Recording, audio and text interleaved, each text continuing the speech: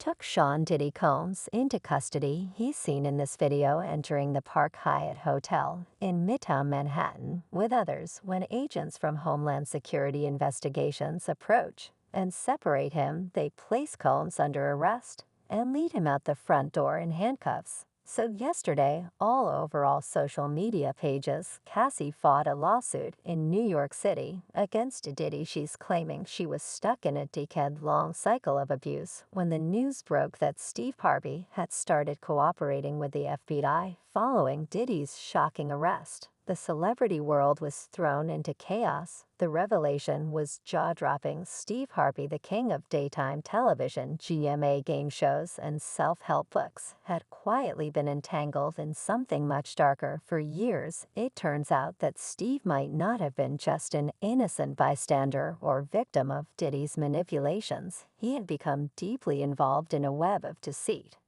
And it all began at one of Diddy's infamous party. And Stacey, you say today's indictment reads like a mob indictment. What was most shocking to you of all these allegations? Yeah, the fact, Jake, that the government in this indictment presented evidence alleging that Sean Combs was running a criminal enterprise. Now let's be honest, rumors have swirled for years about Diddy's private gatherings. They were notorious, filled with big-name celebrities, and shrouded in secrecy. People whispered about the outrageous happenings behind closed doors, but no one really knew what went on until now.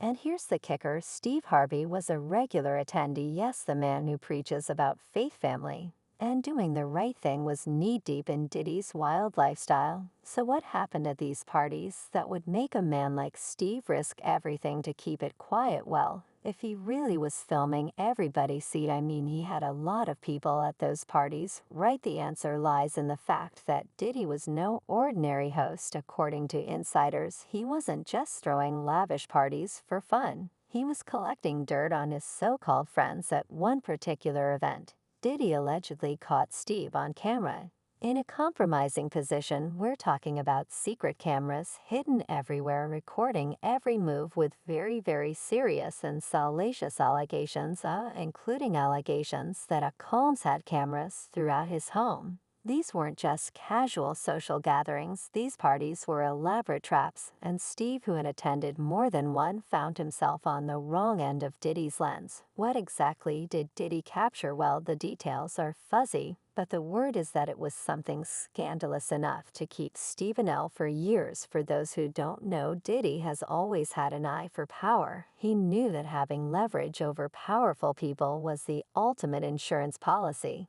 So when he realized what he had on Steve, he didn't hesitate to use it.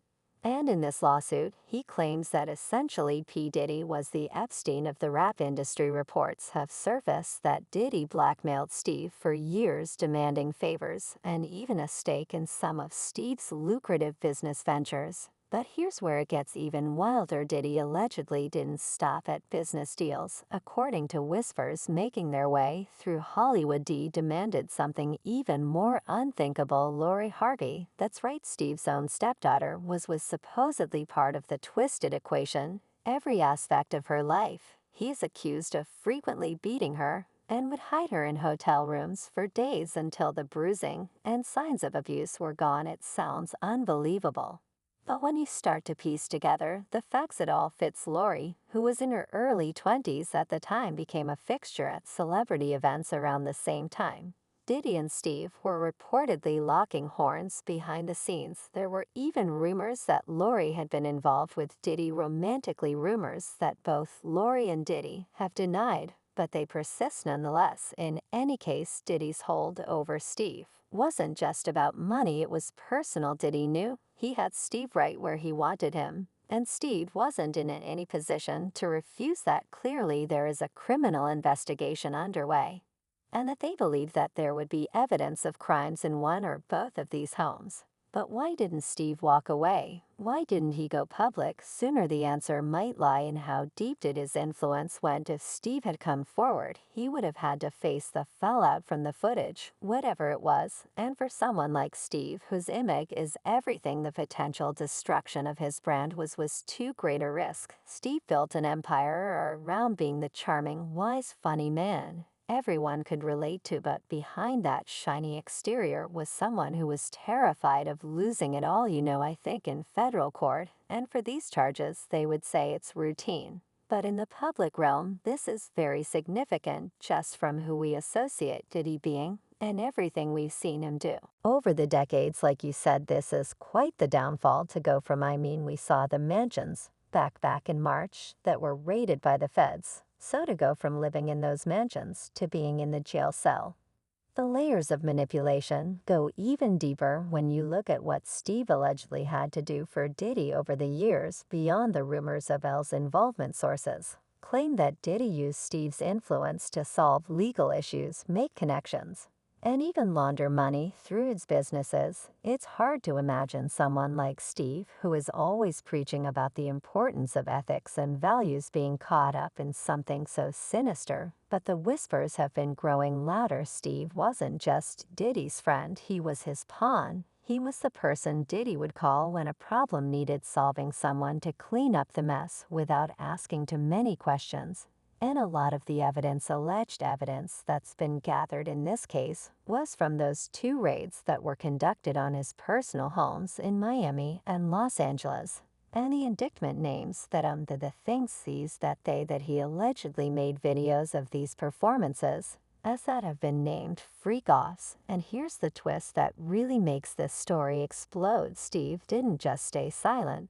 Because of blackmail, there are rumors that Steve benefited from the arrangement. Some say he used Diddy's connections to secure key business deals, and I hung the phone up. I went upstairs. I said, D said, Mar, we got a problem. When I explained it to her, Marjorie started crying. Others claim that Steve enjoyed the perks of being in Diddy's inner circle, luxury trips, access to the most exclusive events, and more. It's possible that Steve was reluctant to walk away from the perks that came with being close to Diddy, but as time went on, the price of staying in Diddy's orbit became too high. Special housing unit is a 24-hour lockdown unit, which means that any movement within that unit is controlled and coordinated, and no inmate moves outside of his cell without being in full restraints, to include all leg irons, handcuffs, a belly chain, and at least 2 if not 3 staff members escorting them. It wasn't until Diddy's recent legal troubles that Steve finally saw a way out when the FBI began investigating Diddy for a laundry list of charges, including racketeering and corruption. Steve knew the game was up. He had 2 choices: either go down with Diddy or flip and cooperate with the feds. It's no surprise that Steve chose the latter. For someone who has always had a sharp sense for survival,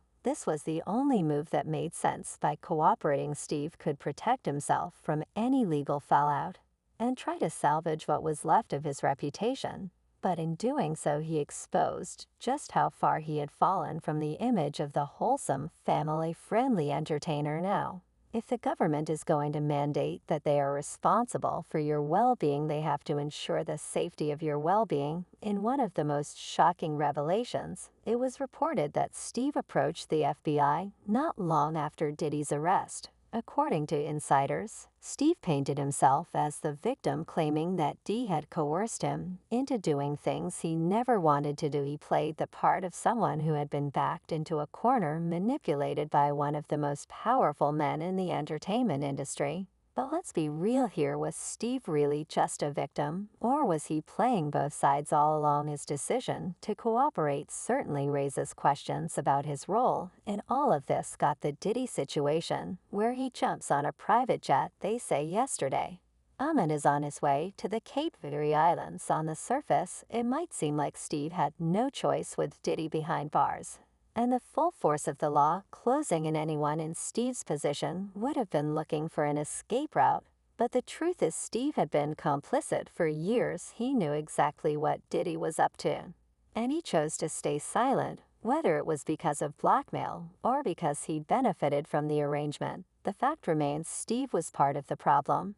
And now, with Diddy's arrest and all the coming out of the closet, Steve is scrambling to distance himself. What's most disturbing is how seamlessly Steve has maintained his public persona throughout all of this. he continued to host his talk shows, write self-help books, and mentor young people, all while hiding his involvement with these questionable activities. It's a classic case of someone presenting one face to the world while hiding another entirely, and now that the truth is starting to emerge, it's clear that Steve's carefully crafted image is beginning to crack. That's not the issue. The issue is it seems as though he wants to kind of like exert power and dominance over people who don't really want it. But even as Steve tries to navigate this mess, the real question is